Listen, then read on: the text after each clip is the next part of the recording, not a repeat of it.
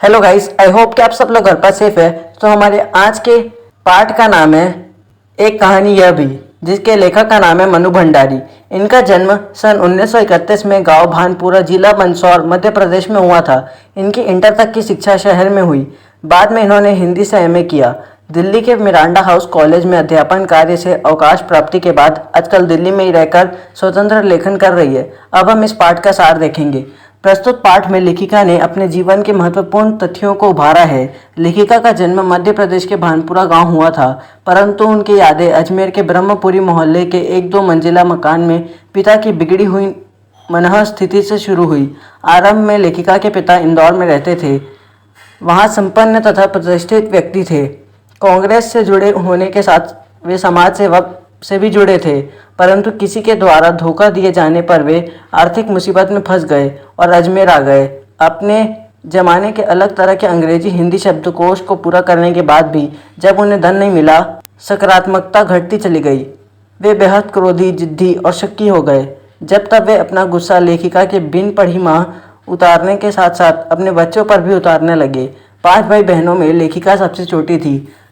कम उम्र में उनकी बड़ी बहन की शादी होने के कारण लेखिका के पास ज़्यादा उनकी यादें नहीं थी। लेखिका काली थी तथा उनकी बड़ी बहन सुशीला के गोरी होने के कारण पिता हमेशा उनकी तुलना लेखिका से किया करते थे, उन्हें नीचा दिखाते थे।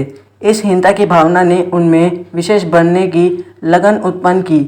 लेखक की उपलब्धियां मिलने पर भी वह इससे उभर नहीं पाई। बड़ी बहन के विवाह तथा भाइयों के पढ़ने के लिए बाहर जाने पर पिता का ध्यान लेखिका पर केंद्रित हुआ। पिता ने उन्हें रसोई में समय खराब न कर देश दुनिया का हाल जानने के लिए प्रेरित किया।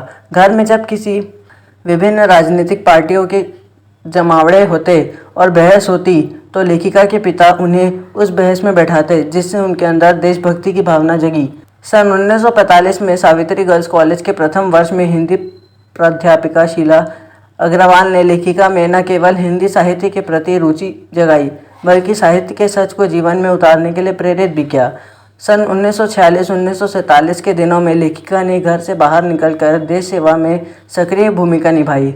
हड़तालों, जुलूसों व भाषणों में भाग लेने से छात्राएं भी प्रभावित होकर कॉलेजों का बहिष्कार करने लगे। प्रिंसिपल ने कॉलेज से निकाल जाने से पहले पिता को बुलाकर शिकायत की, तो वे क्रोधित होने के बजाय लेखिका के नेतृत्व शक्ति को देखकर गदगद हो गए।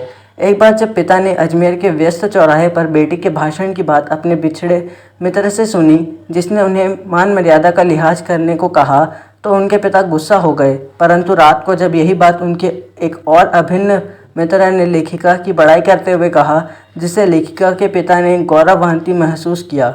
सन 1947 के मई महीने में कॉलेज ने लेखिका समेत 2-3 छात्राओं का प्रवेश 3rd ईयर में हुड़दंग के कारण निषिद्ध कर दिया, परंतु लेखिका और उनके मित्रों ने बाहर भी इतना हुड़दंग मचाया कि आखिर उनका प्रवेश लेना ही पड़ा।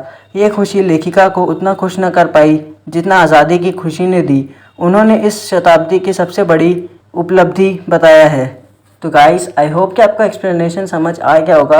अगर आप लोग को वीडियो पसंद आई तो लाइक करो और चैनल पे नया तो सब्सक्राइब करो। मिलेंगे आपसे नेक्स्ट वीडियो में, तब तक के लिए stay home, stay safe, good bye.